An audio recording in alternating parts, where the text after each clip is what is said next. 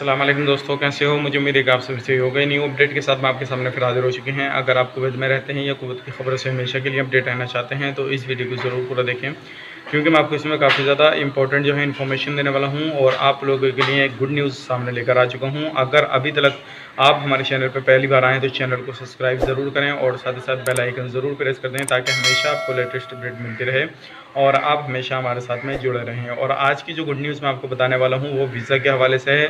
अगर आप कुवैत के अंदर रहते हैं और आपका किसी भी तरह का कोई भी वीज़ा है, तो अगर आपका एक्सपायर होने वाला है, और जैसे कि आपको मालूम है अभी जो है कुवैत ने 32 कंट्रियों को बैन किया हुआ है, जिसमें कि पहले 31 थी, फिर एक अफ़गानिस्तान को उसमें शामिल कर दिया गया। तो 32 कंट्रियों को बैन करने के बाद में जो आवाजाही फ़्लाइट की है वो नहीं जा पा रही है वहाँ पे। तो इसी के मद्देनज़र रखते हुए, जैसे कि आपको मालूम था लास्ट डेट इस महीने की 31 तक थी, और ये जो पॉसिबल नहीं है। काफ़ी ज़्यादा भीड़ जो थी कुवैत के अंदर थी, और अगर इस तरह से बंदों को निकाला जाता तो काफ़ी ज़्यादा भीड़ जो हो जाती।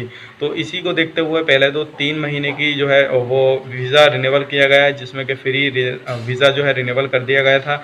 लेकिन अब फिर अगस्त के बाद में सितंबर से 3 महीने के लिए जो है वीज़ा फिर रिन्यूअल कर दिया जाएगा।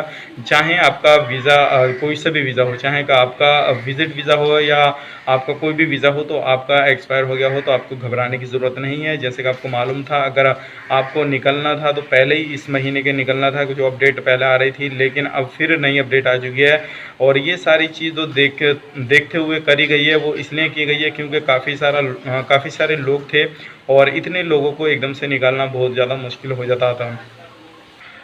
तो इसलिए ये सारी चीज़ें जो थी वो टाइम वगैरह बढ़ा दिया गया, ताकि आपको किसी भी तरह की कोई भी परेशानी नहीं हो। और इसके हवाले से और भी कुछ अपडेट आती है। अभी कुछ जो है ऑफिशियली जो भी न्यूज़ होती है वो मैं आपको बता देता हूँ।